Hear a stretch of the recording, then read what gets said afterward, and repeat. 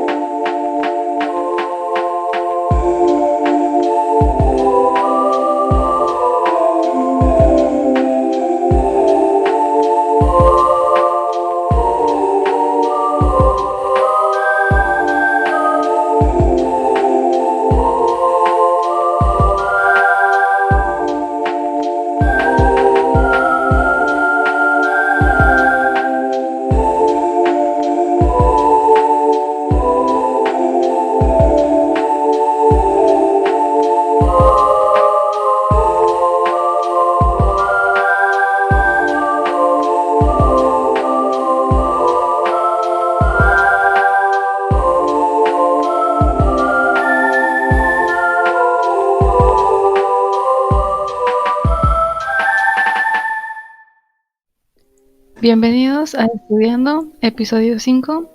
En este episodio especial tenemos a dos invitados, a Lamborghini Sotelo y a Rodrigo Méndez.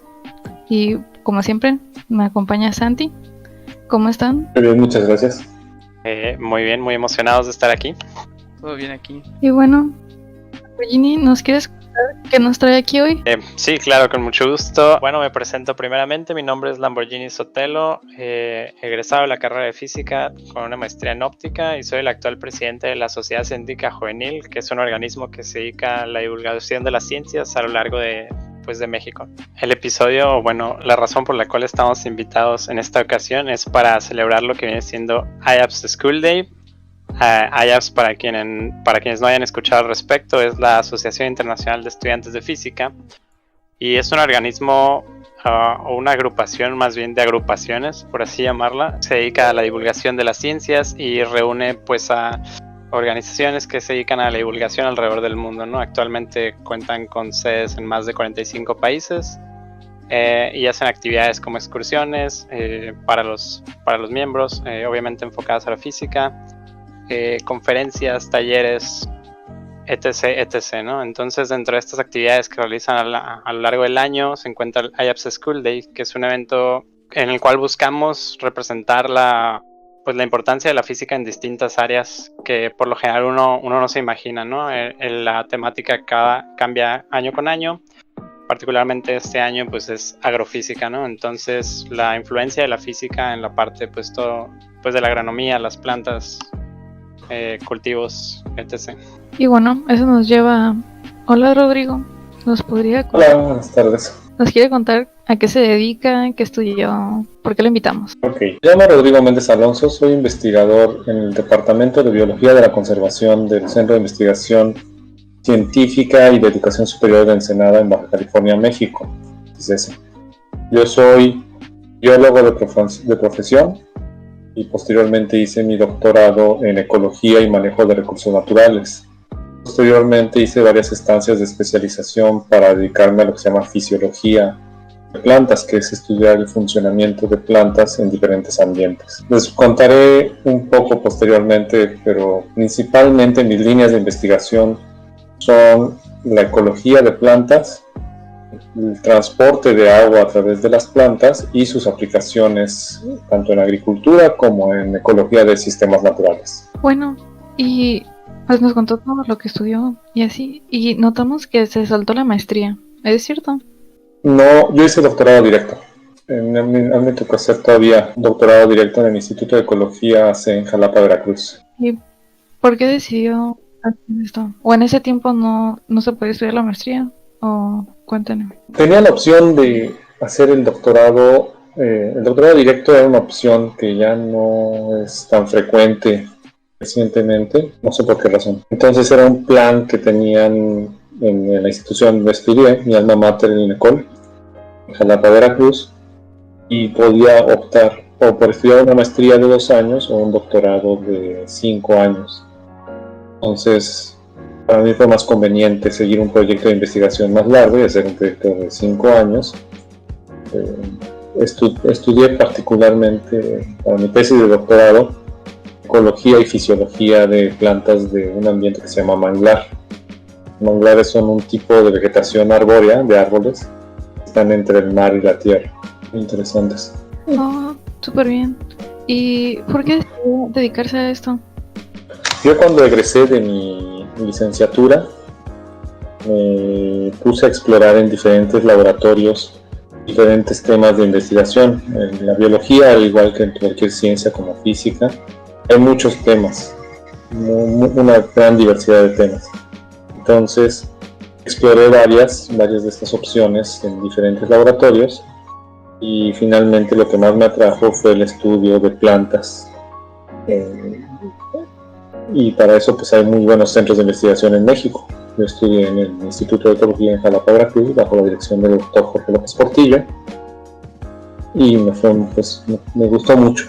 Realmente es muy apasionante entender cómo funcionan las plantas. Y ya hablando sobre plantas, pues ¿nos puede explicar la diferencia entre una planta vascular y no vascular? Ok.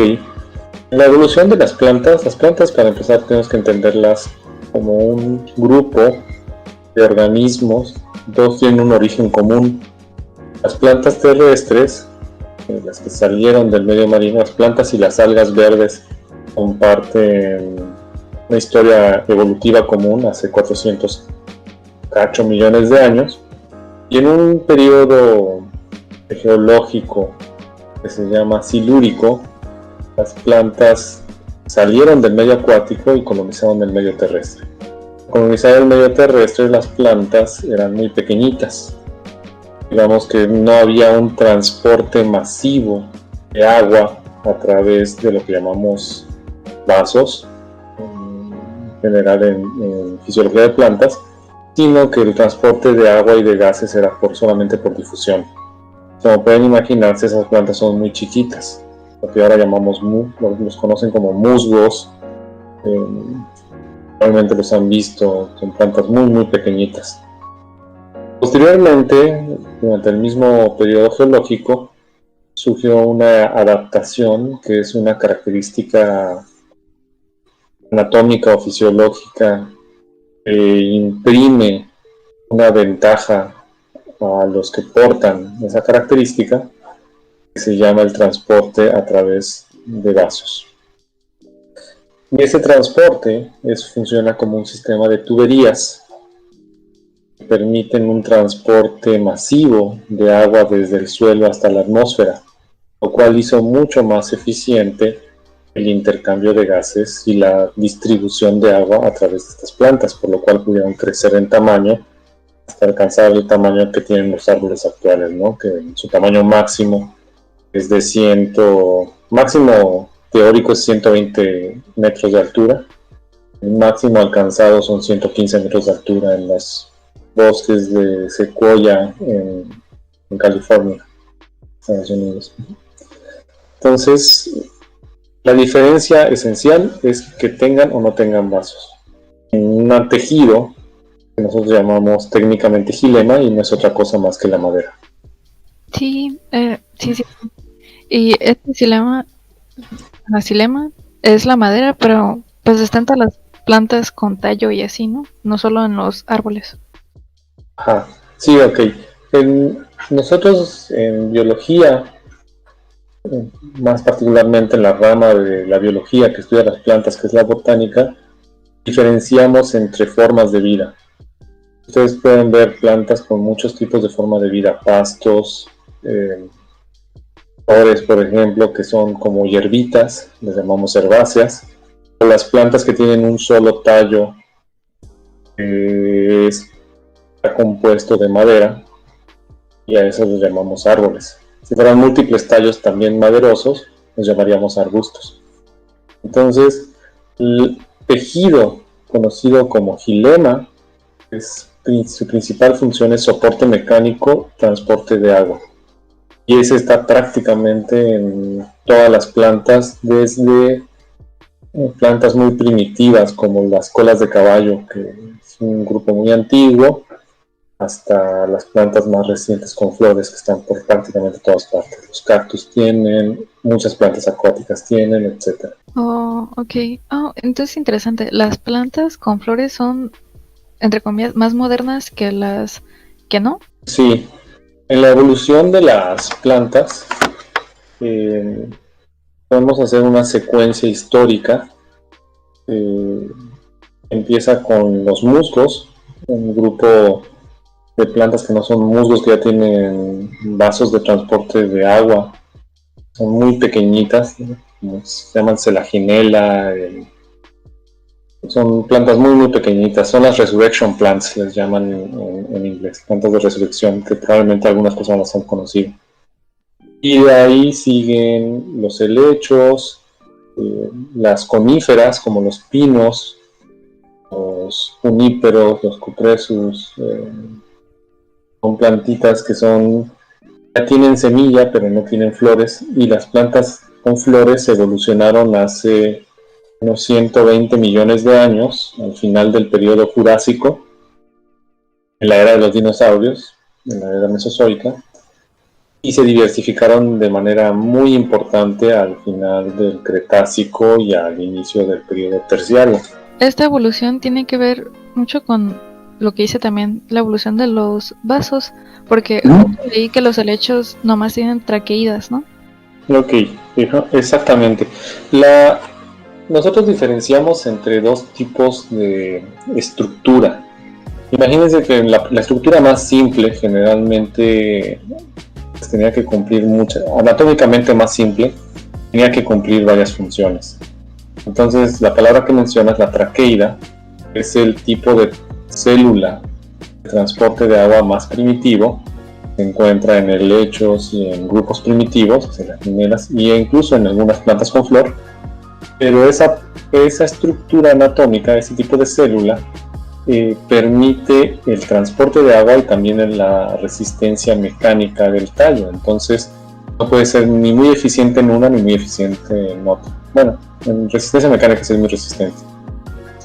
Y cuando evolucionan en el Cretácico Terciario, la mayor parte de las plantas con flor, surge otra adaptación que le llamamos vasos, literal, así como vasos de agua, vasos, que son un tipo de tubería mucho más especializada en transporte rápido y más masivo de agua a través de la planta.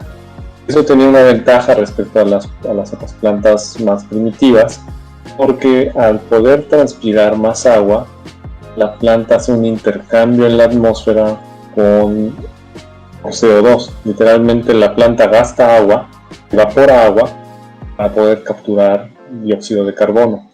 Y al ser más eficiente transportando agua, es más eficiente capturando dióxido de carbono y por tanto puede crecer más rápido y puede desplazar más rápido a sus competidores. Entonces las plantas con flores tienen este sistema novedoso que se llama vasos, que les permitió tener una mejor red de distribución en los tallos y en las hojas, con lo cual pudieron capturar más carbono de la atmósfera, crear tasas de crecimiento más rápidas y entonces lograr dominar el medio terrestre. Si lo ven ahora en un paisaje, la mayor parte de los paisajes la mayor parte de los paisajes están dominados por plantas con flor. Todavía hay muchos que son dominados por plantas sin flores, o los bosques de coníferas, pero la mayor diversidad de especies de plantas definitivamente son plantas con flores y probablemente sea por consecuencia de tener este sistema de transporte más eficiente. Súper bien. Y este sistema de transporte, tengo entendido por lo que nos dijo, tiene que ver con, o puede ser análogo a la ley de Ohm para circuitos eléctricos, ¿no? Uh-huh. Sí, es muy curioso. De hecho, cuando ustedes ven un sistema anatómico en plantas, si cortan un tallo y lo ven al microscopio, van a ver vasos de las celulitas estas, se ven como tuberías.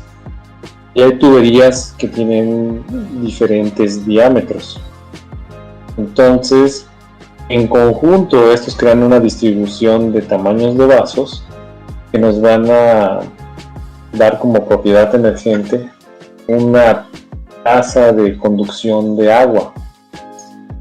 Esa cantidad de agua que se conduce por unidad de área, por unidad de tiempo,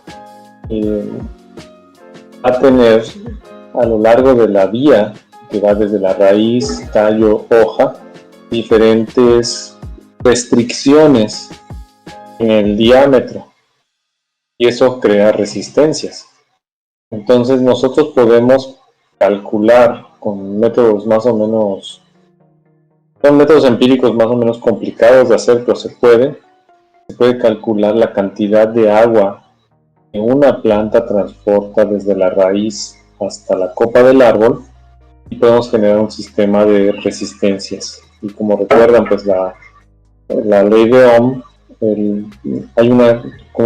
recuerden que el voltaje es una proporción, una multiplicación entre la resistencia y la cantidad de corriente que pasa. Aquí la analogía sería lo que llamamos un potencial hídrico, es el diferencial que hay en cantidad de agua, por decirlo así, entre la raíz y la atmósfera. ¿Qué quiere decir esto?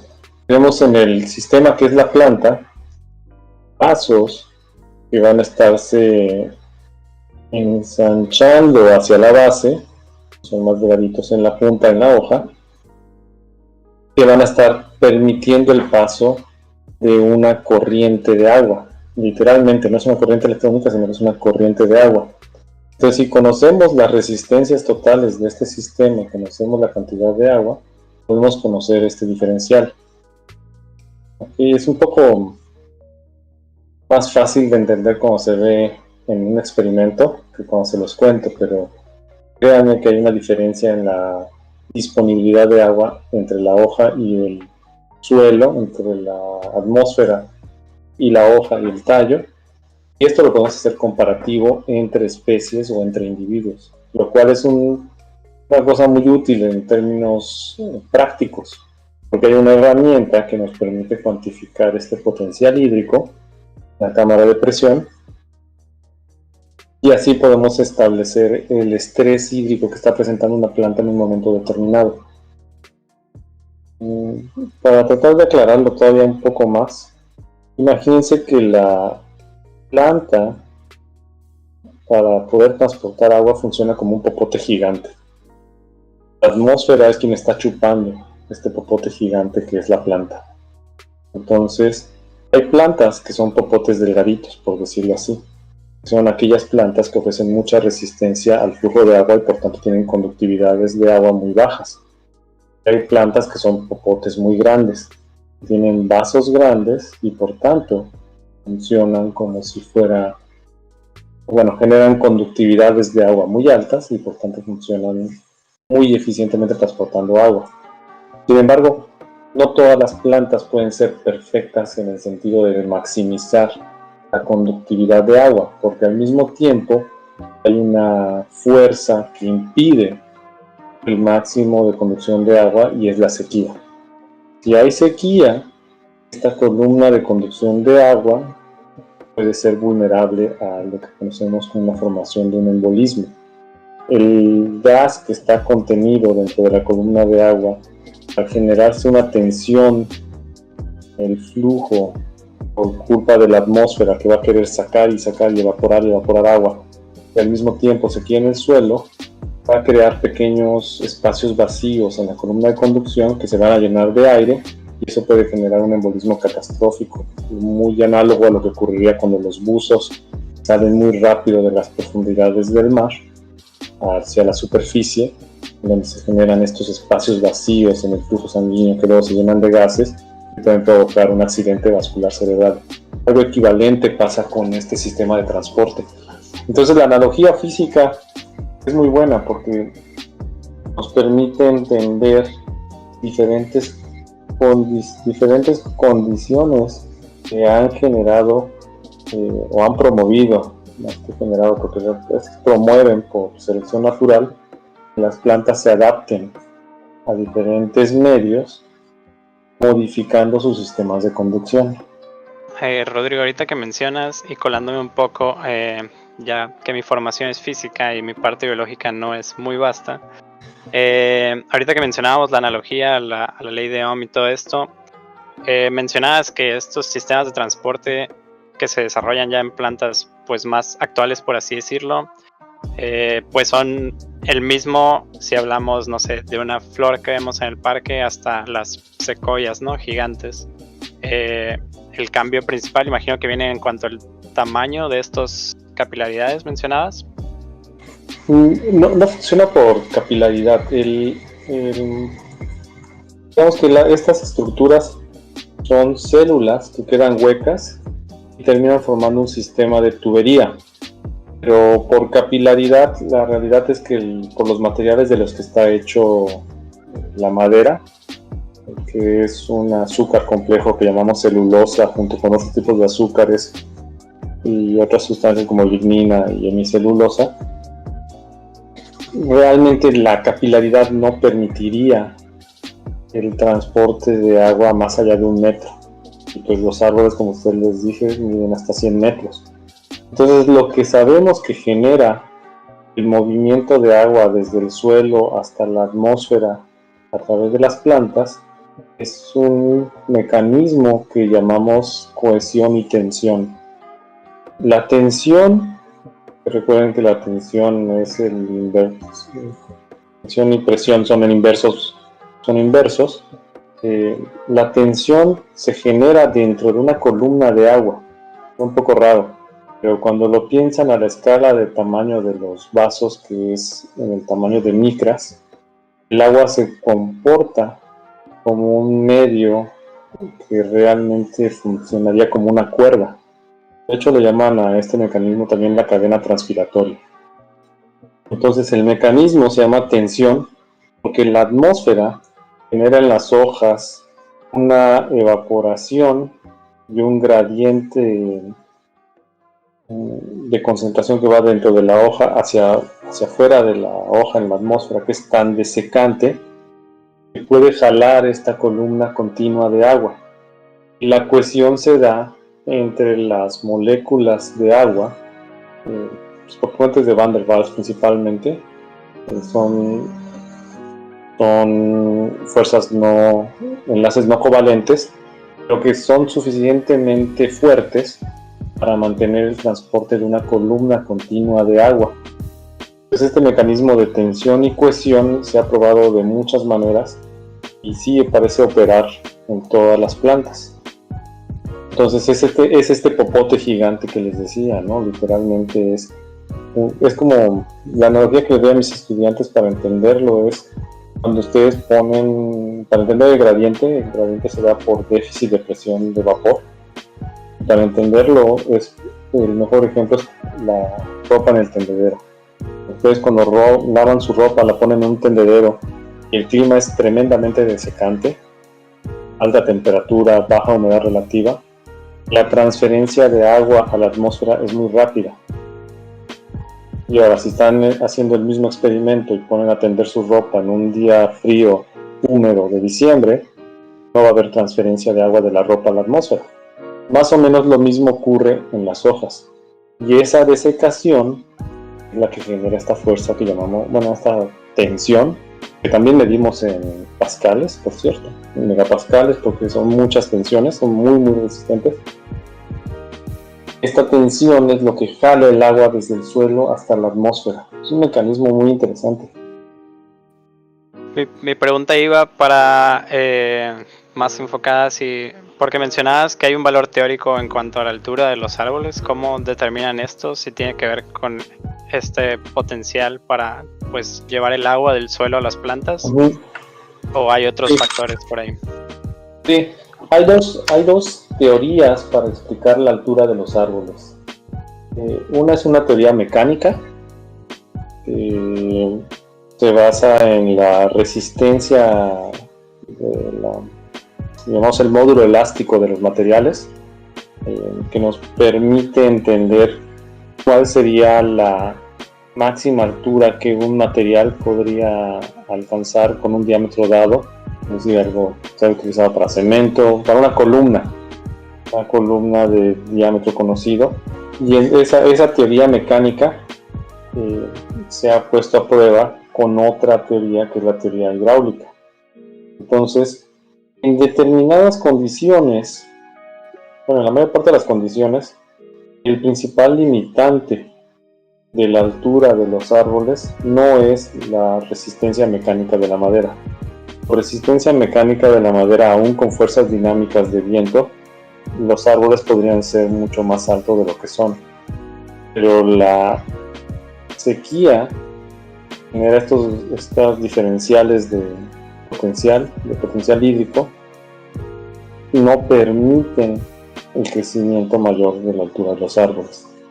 Y se ha encontrado, justamente trabajando en secoya, que es el árbol más alto, en la tensión que se generaría a más de 115 metros de altura, aún con un suelo totalmente abastecido de agua, sería tan alta que los brazos del xilema implosionarían. Entonces, realmente el límite de la altura de los árboles es hidráulico y también mecánico, pero el principal factor en general es hidráulico. Wow. Pues implosionarían. Implosionan, sí, o sea, literalmente colapsan sobre su centro, ¿no? Se hace como un colapso de la madera. Comprendo. Y estas fuerzas de tensión y cohesión también tienen que ver con, por ejemplo, la ley de Bernoulli y la otra ley que tiene nombre francés, que no puedo pronunciar. Ah, ok. Cuando nosotros modelamos cuánta agua puede pasar a través de un vaso individual de la madera, un vaso de transporte de agua, la variable más importante para determinar la cantidad de agua que va a transportar ese vaso, pues es el diámetro. Sabemos por la velocidad, se ha medido la velocidad de transporte de agua de las plantas, sabemos que no es un transporte muy rápido. No recuerdo exactamente los valores. El chiste es que afortunadamente, no necesitamos modelar este transporte como un transporte turbulento, sino que es un transporte laminar. Al ser un transporte laminar, utilizamos para poder entender la variación de transporte de agua a través de vasos de diferentes diámetros, la ley de Hagen-Poiseuille. Es una regla que nos dice simplemente que la principal variable de la cual depende el transporte de agua es el radio elevado a la cuarta potencia. ¿Qué quiere decir esto?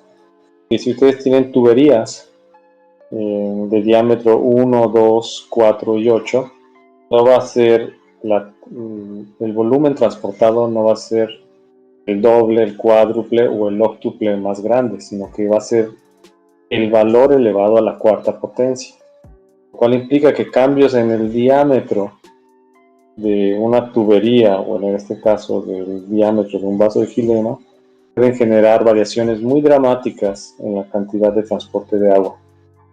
Esto es muy importante porque cuando ocurren sequías, los vasos más grandes también son los que tienen mayor probabilidad de implosión. Entonces, no siempre, en biología siempre estamos con esta idea de las disyuntivas. Todas las plantas quieren ganarle a sus competidores, o todos los organismos en general, todos los genes, que van a ser más estrictos, siempre quieren ganarle a los competidores. Pero hay diferentes condiciones bióticas y abióticas que limitan el éxito de los organismos. En este caso, las plantas quisieran ser las mejores transportadoras de agua, porque eso les daría una ventaja competitiva al poder ganar más carbono, poder crecer más rápido y poderse reproducir más. Pero el suelo, al secarse, genera una presión en sentido opuesto, presión evolutiva, no presión física, presión evolutiva en sentido opuesto, y puede llevar a la mortalidad de los vasos que fueron los más eficientes en transporte de agua. Entonces siempre están las plantas en esta disyuntiva entre si transportan más, transportan menos, ¿no? Y es la selección natural la que va a moldear en tiempos evolutivos el mejor escenario bajo determinadas condiciones ambientales.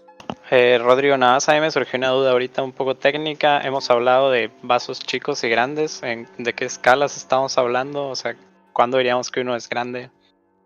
Un vaso muy, muy grande, los vasos más grandes que se han logrado medir son en plantas muy, muy altas, o lianas tremendamente largas. Estamos hablando de 0.5 milímetros. Ese es como el máximo. Okay. Y los más pequeñitos están en el ámbito de 5 micras. O sea que sí hay una variación muy grande, ¿no? Estamos hablando de 2 órdenes de magnitud por lo menos. Sí, de hecho me sorprendió. Bueno, entonces nos ayuda a comprender un poco por qué las plantas han evolucionado como lo han hecho, pero pues luego ya vinimos nosotros y tratamos de pues crear una economía, y al principio era basado en la agricultura, y tengo entendido que usted también se dedica un poco a eso, ¿no? Hemos hecho algunos trabajos, no me dedico de lleno a la parte agronómica, pero sí hemos tenido experiencias estudiando estos procesos en diferentes sistemas de cultivo. Hemos hecho trabajos de lo que se llama agricultura de precisión, que es la combinación de técnicas de percepción remota, utilizando cámaras llamamos multiespectrales, o cámaras en el rango térmico del espectro electromagnético, para determinar el estado de las plantas, el estado fisiológico de las plantas.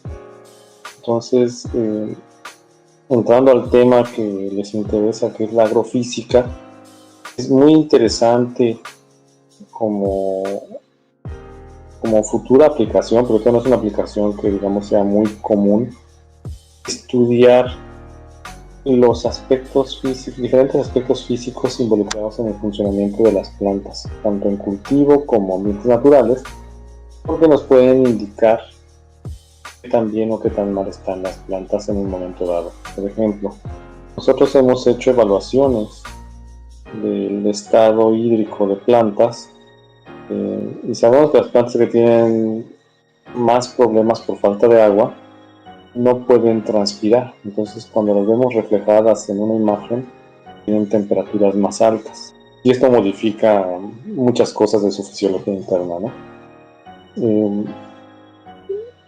Eso por un lado. Por otro lado, es importante entender qué fenómenos físicos también ocurren en el ambiente alrededor de las plantas. Eso lo estudia la meteorología, pero también tiene muy hermana a la meteorología de la física, y nos permite entender cuáles son las condiciones sobre las cuales una planta está viviendo. Son condiciones que le permiten un rápido crecimiento, si no, etc. Entonces, es un tema muy, muy interesante, ¿no? Integrar aspectos físicos y aspectos biológicos. Ok, qué interesante todo esto. Comentas que pues hacen unas como evaluaciones a las plantas, ¿no? Más o menos, ¿cómo las hacen o qué herramientas usan para saber todas estas características sobre la salud o cómo están las plantas. Ok. Nosotros, para entenderla, vamos a hablar que también no es un único experto el que puede ver la salud de una planta, ¿no? Se necesita un conjunto de expertos. Hay personas que estudian la parte más biológica, la interacción biológica con otros organismos, y ahí necesitarías una persona que sepa patología de plantas. Hay otros, como en mi caso, que estudiamos el efecto de la sequía en las plantas.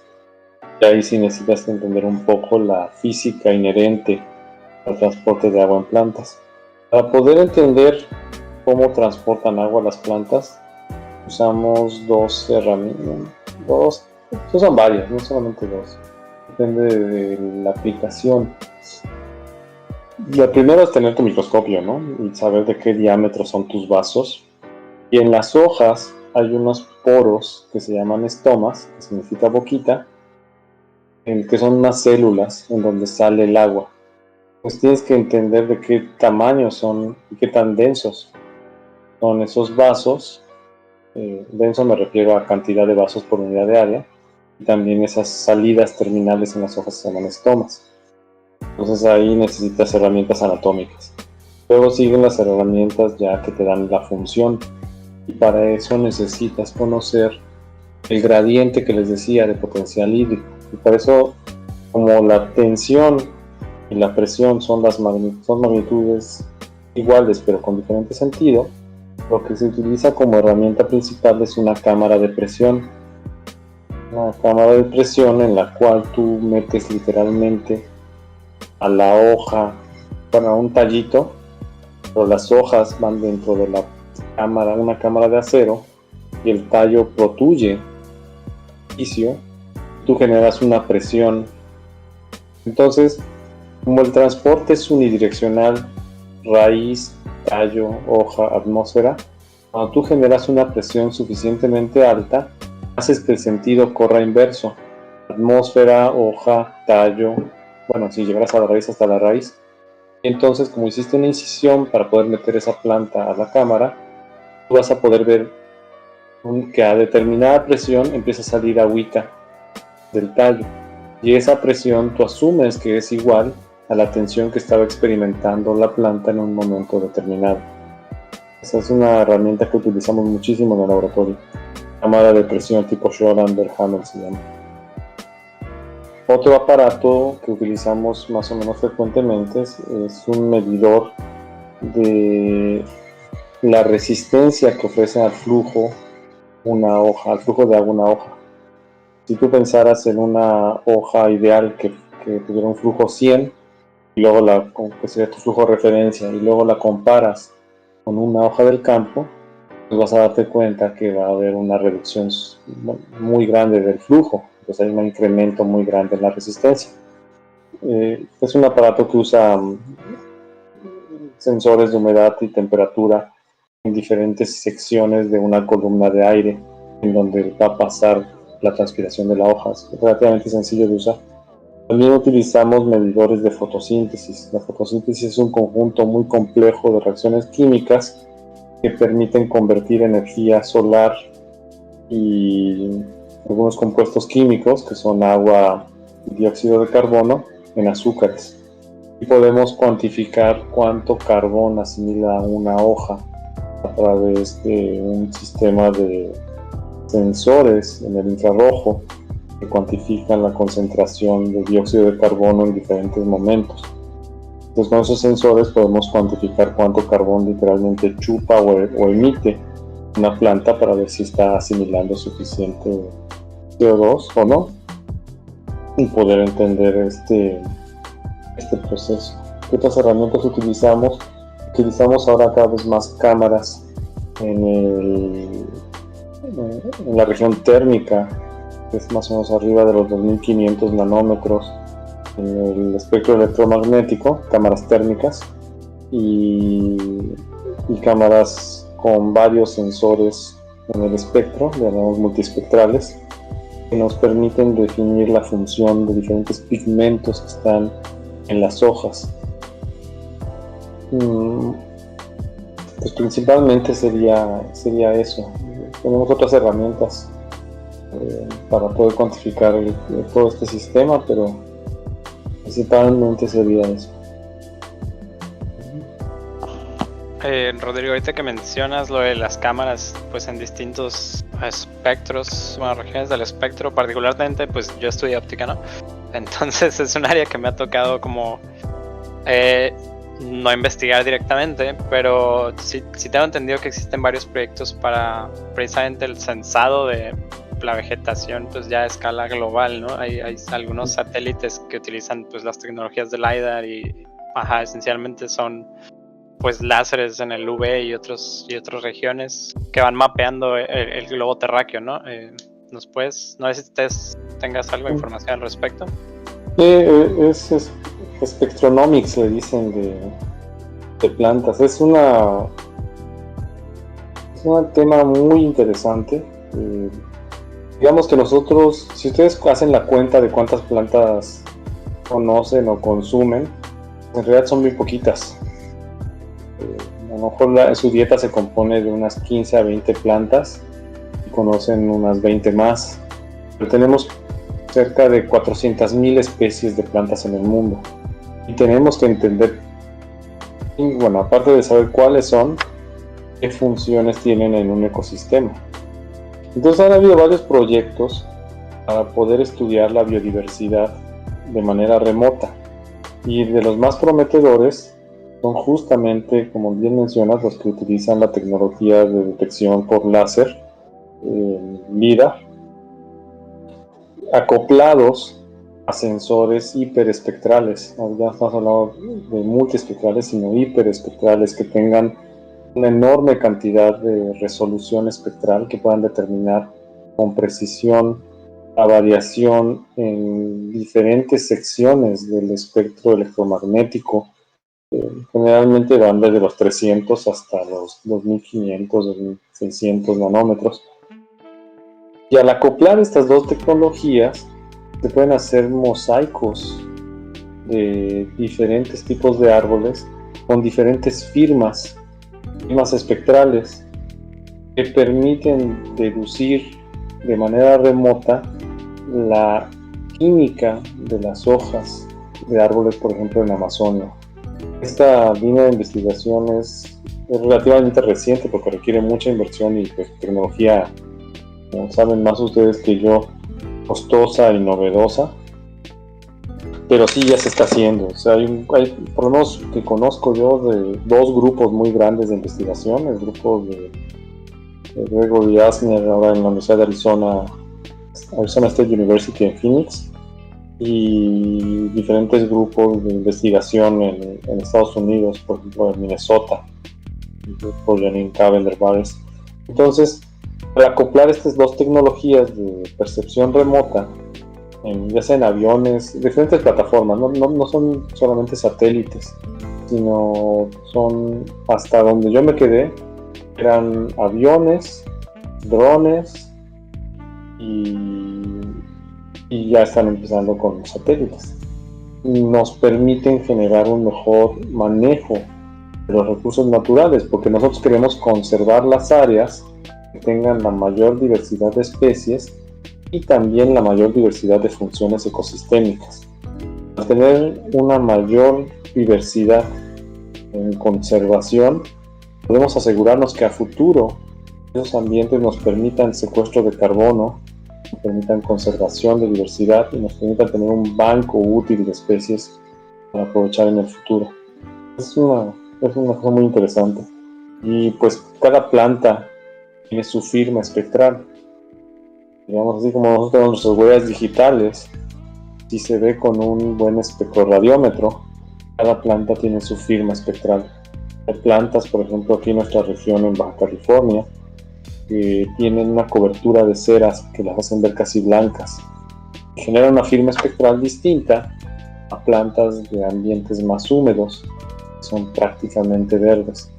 Y si nos vamos haciendo cada vez más, deshilachando la madeja de la complejidad biológica, nos vamos dando cuenta que realmente cada planta, cada especie de planta tiene diferentes pigmentos que le dan una firma espectral característica, y eso lo podemos llevar a la detección por percepción remota.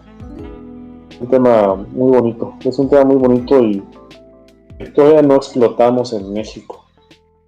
Todavía no tenemos estudios por falta de infraestructura y por falta de inversión, tenemos estudios que nos hayan permitido hacer detección rápida de nuestros recursos naturales, sobre todo en regiones tropicales, que es donde más se necesita.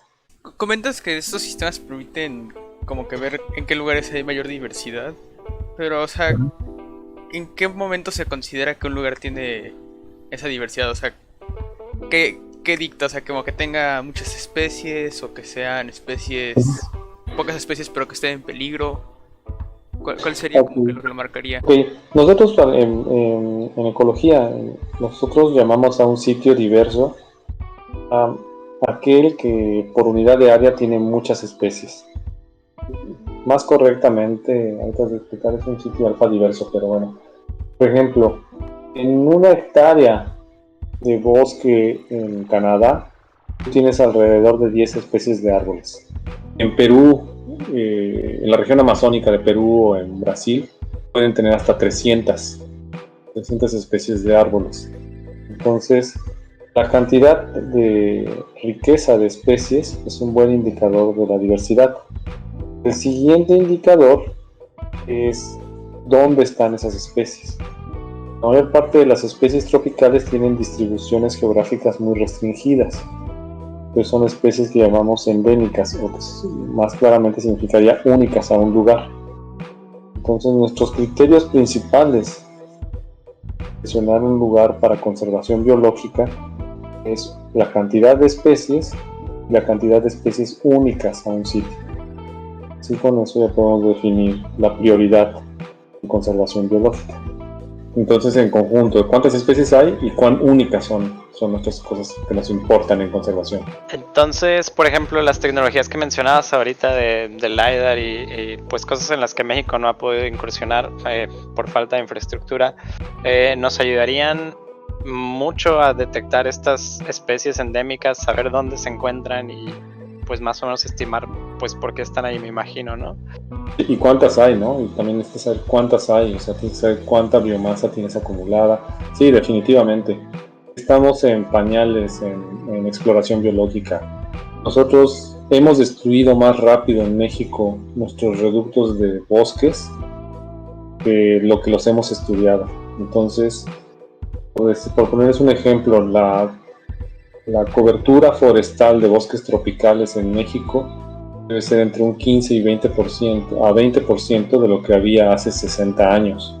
Entonces, estamos hablando de que prácticamente todo el sureste de México, todo Tabasco, Campeche, Veracruz, hasta el sur de Tamaulipas, era una cobertura continua de bosques tropicales. Y ahora se han ido por esas regiones, pues se dan cuenta que es puro potrero. Entonces nuestros bosques están reducidos a muy pocas regiones en el país, cuando realmente la realidad era que toda la cobertura prácticamente de los trópicos debía ser de bosque.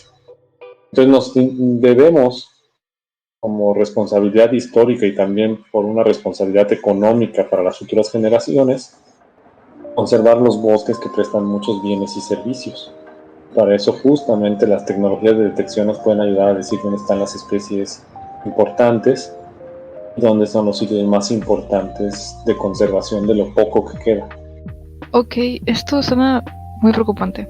Y no hemos estudiado lo suficiente. Por ejemplo, en el caso que quisiéramos restaurar ciertas áreas allá en el sureste o incluso por aquí en Baja California, no tendríamos el conocimiento adecuado para pues tener un plan de reforestación, o es algo que con las herramientas que nos cuentan podría pues descubrirse. Sí, o sea, ya contamos con la tecnología, sí podemos hacer planes de restauración, así le llamamos más que reforestación, restauración de hábitats, justamente con la misma idea de la agricultura de precisión. Ya se habla de restauración o reforestación de precisión. Debemos primero entender el medio físico, porque estamos hablando del medio geológico, hidrológico, y sobre ese gran lienzo, que es la geología y la hidrología, debemos conocer la variación a escala fina, y para eso el LIDAR es ideal. Entonces, entender la variación topográfica fina nos permite seleccionar áreas para poder hacer modificaciones, terraceo. Modificaciones, me refiero a modificaciones ingenieriles del suelo para empezar a restaurar su función. Y después de hacer eso, ya vendría la siembra de árboles. Y dentro de la siembra, pues hay que saber qué especies se deben colocar. No podemos sembrar una sola especie, por decir puro cedro, porque nos quedamos con una plantación de cedro que va a requerir mucho mantenimiento. En cambio, si mezclamos muchísimas especies, un ambiente con muchas especies se vuelve mucho más estable y mucho más resistente a plagas e invasiones biológicas. Invasiones biológicas es como plagas, enfermedades, etc. Entonces sí hay manera de hacer una restauración de precisión a gran escala. Lo que no ha habido es mucho acercamiento y planes, digamos, conjuntos, academia-gobierno. Pero tampoco ha habido el incentivo, ¿no? Eso también es cierto. Todavía estamos a principios de la gran presión mundial para restauración biológica. Esperemos que de aquí a 30 años, por el bien de ustedes y de sus futuras generaciones, se logre y empecemos a hacer este tipo de acciones masivas. Ya están corriendo en algunos lugares del mundo. En África, por ejemplo, hay un gran plan que se llama el Gran Muro Verde. En China también ya hay restauraciones masivas de hábitat y en algunos otros lugares más. Pero aquí en México todavía no se hace, pero estamos en condiciones, si se da la inversión adecuada, de hacerlo.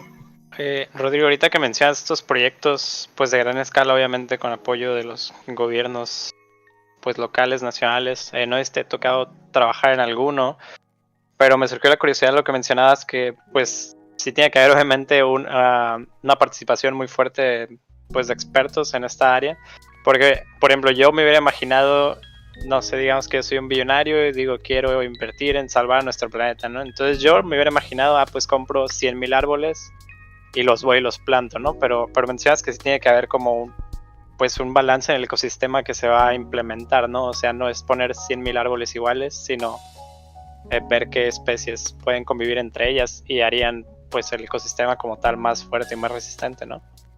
Sí, no es tan simple así como cómpralo y ya. Sí se tiene que hacer un seguimiento, primero una planeación para hacer la acción y luego un seguimiento. Sí hay experiencias globales de restauración de ecosistemas que han sido muy exitosas. En África hay experiencias con parques nacionales que fueron devastados en las guerras civiles. Por ejemplo, en Mozambique, el Parque Gorongosa, que por justamente, como dices, obra de un millonario, empezó una mega proyecto de restauración ecológica muy exitoso. Ahí ni siquiera tuvo que recurrir a sembrar árboles. Lo que hizo fue traer animales. Y los mismos animales fueron seleccionando las plantas para poder restaurar el hábitat. Aquí en México necesitamos más bien necesitamos hacer planes a largo plazo para poder promover este tipo de sistemas de restauración, porque aquí son más complejos, involucran, además de plantas y animales, las personas, porque prácticamente todo tiene un dueño aquí en este país, toda parte del territorio me refiero. Entonces, pero hasta que se puede. Y sí se podría, en mi opinión, hacerlo a gran escala. Esto de la, ¿cómo se llama? Agricultura de precisión, ¿se referían a qué específicamente? Ok, agricultura de precisión es la combinación de percepción remota y uso de sensores remotos de diferentes tipos para poder inferir la función y estado de las plantas. Ok, va, entonces tenía una idea completamente distinta.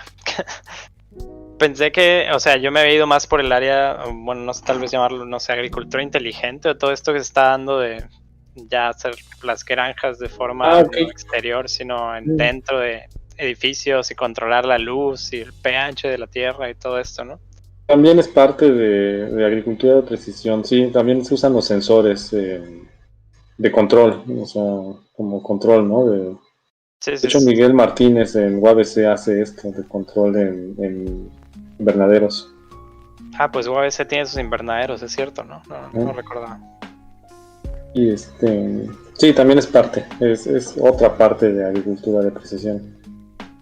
También, por ejemplo, el control inteligente de tractores y de los insumos también es otra parte de agricultura de precisión. Ahorita que mencionas eso me acordé que, bueno, he leído, también no es mi área, pero que están precisamente utilizando ahorita todo el auge de los drones para ayudar a estos pues proyectos de reforestación, ¿no? Supongo que trazan rutas pues ya establecidas y el dron ha de ir aventando semillas, ¿no? No estoy seguro. Y así justamente va dispersando las semillas. Había un tema que queríamos preguntarte si podíamos hablar al respecto, que es lo de los fideicomisos del CICESE. Más que nada por saber qué impacto tiene en esta clase de trabajos que comentas que haces. Por ejemplo, o sea, si de por sí era como que difícil hacer este análisis en México sobre el cuidado de nuestras zonas verdes, pues ahora que quitaron este apoyo, ¿qué impacto tienen estos trabajos, no? Ok, bueno, yo no sé si soy la mejor persona para opinar, pero hay que entender primero qué es un fideicomiso. O sea, nuestro fideicomiso es por decirlo así, una cuenta bancaria con más control. Entonces, la desaparición de fideicomisos como figura no desapareció totalmente los fondos autogenerados por CICESE. Lo que hace el gobierno federal es recuperar los fondos que invirtió previamente en estos fideicomisos, pero en nuestro caso fue una proporción muy pequeña. El problema que tenemos es que los fideicomisos eran una cuenta donde se podían financiar proyectos a largo plazo. Y ahora tenemos que pensar cuál va a ser la figura que va a sustituir a este tipo de contrato. Entonces, sí hace las cosas más complicadas, porque ahora no tenemos un mecanismo que garantice investigaciones no financiadas por un año solamente. A mí me afectó directamente más por un proyecto de una alumna de doctorado que pudo haber sido financiado bajo este esquema de fideicomisos. Y ahora pues no tenemos manera clara de cómo financiarla.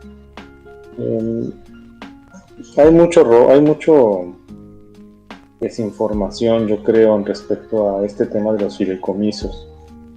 Por un lado, no creo que haya sido la mejor decisión, porque, como les digo, cuando ustedes tienen una cuenta bancaria, la cuenta no es el motivo de corrupción, es la persona que maneja la cuenta, en todo caso, quien sería el responsable de esa corrupción. Pero eso es más tema de un contador. Ese es un problema. No todos tenemos que opinar sobre los fideicomisos, porque el fideicomiso como figura es una figura que entiende bien un contador y un abogado.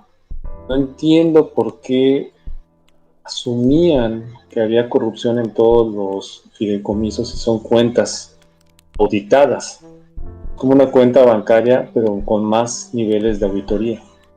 Entonces es un tema muy extraño, es un tema que espero se resuelva pronto y que se pueda lograr una mejor propuesta. De hecho, un grupo de colegas en una organización llamada Prociencia han promovido que se cree un banco de financiamiento que venga a suplir estos esquemas de fideicomisos, lo cual sería una buena idea como nacional financiera, pero para el medio científico. La realidad es que todo está en el aire, ¿no? Todo está todavía con poca claridad. Sí, mejor no meternos hasta que entendamos bien qué onda, ¿no? Ok, ya veo. Sí, más que nada, o sea, surgió la duda porque cuando ocurrió esto hace un mes que comentaron lo de los fideicomisos, pues mucha gente que conozco empezó así como que a compartir cosas de donde sí se pues sacaba sus cartas de que pues no necesitaban ese mecanismo, ¿no? Sí, claro, pero necesitamos, o sea, es es parte de, y aparte son recursos ganados por nuestra institución. La mayor parte de ese fondo no son recursos federales. Entonces, al desaparecer esta figura, como te digo, nos quedamos sin un tipo de cuenta que nos daba flexibilidad para hacer cierto tipo de investigación a largo plazo con beneficio local, digamos local, dirigido a nuestra propia institución. Y ahora ya no. Si se descompone un equipo que no está contemplado en un presupuesto anual, vamos a tener modo de repararlo. Y a la larga eso va a tener consecuencias graves. Entonces, por eso te digo que tiene que entenderse que estos son instrumentos jurídicos, financieros, que deben tener un reemplazo eficiente que dé flexibilidad para proyectos de largo alcance. No puede estar funcionando una institución académica con presupuestos anualizados. La ciencia no funciona anualizada, la naturaleza no funciona anualizada. Mucho menos podemos pensar que podemos funcionar académicamente y experimentalmente de manera anualizada. Entonces espero que pronto se encuentre una solución adecuada a este dilema. Sí. Particularmente, si quieres saber un poco más del stand que tiene la SCJ, por así decirlo, sí es un tema que se discutió en la mesa directiva dentro del consejo cuando nació todo este revuelo. Sin embargo, consideramos también que hay desinformación, como menciona Rodrigo, ¿no? Entonces sí hay varias cosas que se tienen que entender bien. No es directamente ya no existe dinero para la ciencia, pero pues sí tiene que haber una reestructuración, como menciona Rodrigo.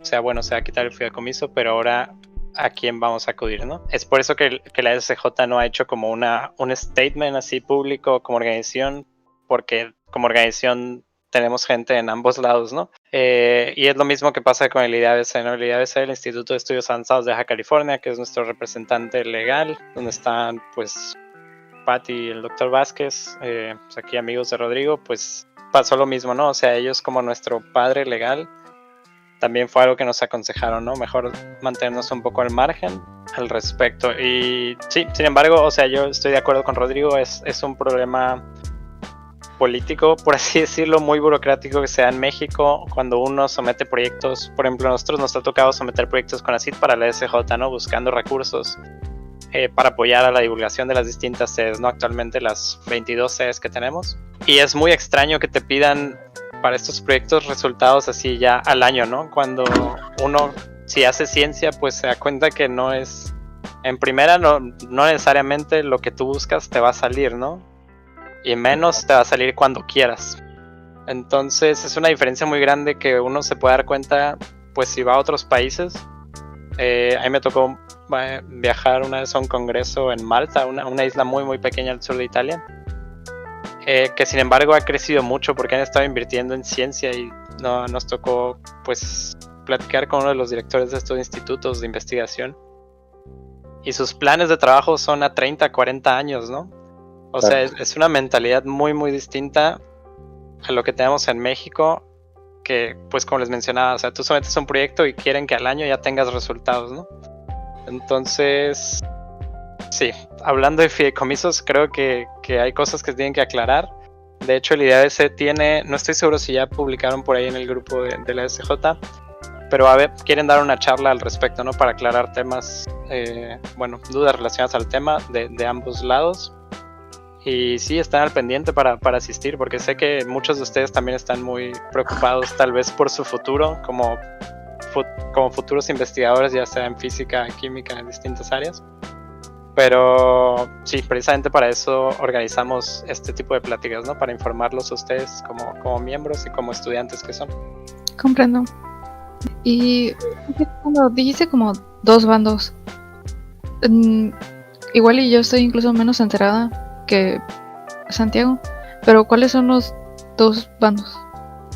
Ok, nada más, o sea, de forma informal, obviamente, de manera informal, pero pues obviamente está la gente que está apoyando esta nueva estructura que plantea el gobierno, o sea, de quitar los fideicomisos, que como menciona Rodrigo, esencialmente son como cuentas de bancos, ¿no? Que al parecer ciertas instituciones se utilizaban para, como ya no hay un control directo del gobierno sobre, una vez que el gobierno te entrega el dinero a tu fideicomiso, pues podían usar los fondos para distintas cosas, ¿no? No es tan así, o sea, cuando tienes un fideicomiso, tiene que haber, así como cuando ustedes van a sacar su dinero de la cuenta del banco, hay partes que autorizan el uso de los recursos. En nuestro caso, por ejemplo, la autorización de los fondos viene de nuestra instancia más alta, que es arriba de nuestro director general, que es el Consejo Técnico. Entonces, para que se haga uso de los fondos de los fideicomisos, por lo menos en los centros públicos de investigación, tenía que haber autorización del Consejo Técnico, autorización del representante de Hacienda de nuestro centro público, y entonces ya se podía, y autorización de nuestro director general, y ya entonces después de un trámite pues no simple, es extenso, ya se podía hacer uso del recurso. No es así como sácate de ahí de la cuenta y vete por unas tortas. Es una cosa mucho más complicada, que yo es la parte que no entiendo por qué razón se desaparecen, porque va a terminar llegándose a un esquema más o menos equivalente. Algo auditado por 3 niveles, y así estaba, auditado por 3 niveles: auditoría de nuestro Consejo Técnico, que es externo a CICES, auditoría de Dirección General, que es interno, auditoría de la Secretaría de Hacienda y Crédito Público. Entonces, no es tan simple como decir, no, pues sácate de ahí lana para echar unos tamales. O sea, era mucho más complicado accesar estos recursos y eran de conocimiento público. Entonces, definitivamente, yo creo que lo más importante, como dice Lamborghini, es hacer una información adecuada de cómo era el funcionamiento financiero y operativo de los fideicomisos. Eso es donde yo creo que hay más desinformación. Eso tiene que quedar claro, cómo eran los mecanismos de acceso a los recursos, cómo se generaba dinero que alimentaban estos fideicomisos. En nuestro caso, como les digo, eran proyectos autogenerados, de investigaciones financiadas por terceros o por entidades donadoras, que llegaban como recursos no fiscales que alimentaban este fondo financiero. Entonces, es bien importante que haya, así como tenemos buena divulgación científica, buena divulgación financiera contable, para poder entender el funcionamiento de estas entidades, porque no es tampoco un edificio de un fideicomiso, ni hay gente contratada por un fideicomiso, es un contrato. Entonces, por eso digo que sí requiere y si ustedes pueden hacerlo, pues está ideal también, un ejercicio de divulgación, de contabilidad y con algún experto de finanzas, probablemente de UABC o de donde se pueda, que entienda bien cómo operan estos mecanismos. Sí, la verdad creo que es muy necesario, por lo que dice, porque divulgación científica, divulgación financiera, y igual y hasta divulgación, supongo que política, porque pues nosotros como científicos somos personas en un país que tiene todas esas facetas, y por cómo están las cosas pues nos afecta. Y por ejemplo, pues me parece muy relevante con lo que hablaba, que pues aquí en México hace falta mucha investigación sobre nuestros recursos naturales, y claro que esas investigaciones y estudios no son de un año, me imagino que son proyectos que podrían haber utilizado esa estructura del fideicomiso, ¿no? Y pues ahora va a estar más complicado incluso. Literalmente. Bueno, la verdad me gustó bastante todo esto que comentaron. Es muy interesante, o sea, porque sí te lo venden. Bueno, por lo menos a mí sí me lo vendieron como de, o sea, ya no tienes dinero para hacer ciencia, ¿no? Como que se acabó todo esto y pues sí te das cuenta de que entonces no es. Es más un detalle de desinformación. Sí, pero sí nos complican la vida, ¿no? Porque ahora no sé cómo va a quedar esa entidad financiera, pero pues en fin, sí, realmente se requiere el economista, ¿no? El contador que puede explicar qué es y cómo va a suceder el cambio. Pues Sí, el pronto. próximo capítulo del podcast. Sí. Y pues ya para acabar, lo último que quería preguntarle a Rodrigo es como, bueno, primero darle las gracias. Gracias, Rodrigo, por venir. Y preguntarle sus proyectos futuros, porque sí me pareció bien interesante. Y le quiero seguir la pista. No, muchas gracias por la invitación. Actualmente mi línea de investigación se ha dirigido más a soluciones basadas en la naturaleza para problemas globales del cambio climático o de cualquier aspecto que pueda contribuir a incrementar la sustentabilidad de nuestra región y de nuestra nación. Nuestros proyectos actuales incluyen investigaciones sobre reforestación del bosque de los atenuatas, métodos de irrigación en Garbanzo, en Baja California Sur, y transferencia térmica a través de techos verdes, en colaboración con personal de la División de Física de CICESE. Además estamos por estudiar diversidad urbana de plantas en la región de Tijuana y Ensenada, así como propuestas para manejo de áreas urbanas. Eso es como lo que ahorita estamos. En realidad estamos abiertos a la exploración en temas que tengan que ver con incidencia directa sobre la sustentabilidad en nuestra región. Súper bien. Y ya quisiera compartir alguna red social o un portal donde podamos leer más al respecto o seguirlo a usted. En realidad no manejo muchas redes sociales, pero tal vez la mejor opción sería ver la página del posgrado en Ciencias de la Vida de CICESE, que sí cuenta con redes sociales en Facebook, en Twitter y en YouTube, así como el canal del Departamento de Comunicaciones de CICESE, que también cuenta con prácticamente presencia en todas las redes.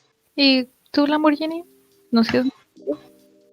Pues por parte de la Sociedad Científica Juvenil, ya saben que nos pueden buscar en Facebook, Instagram, YouTube, Twitter. Facebook es SCJ-Sociedad Científica Juvenil.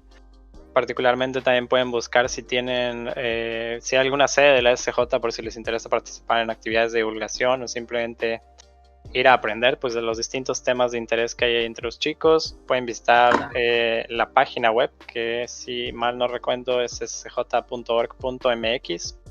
Ahí sale el listado de las sedes oficiales, y en general Twitter, Facebook, ahí están todos los links para que nos sigan y vean pues las distintas actividades que se realizan a lo largo del país. Súper bien. También dejaremos los links en la descripción del capítulo. Y pues gracias a nuestros escuchas por venir al episodio 5 del IAPS School Day.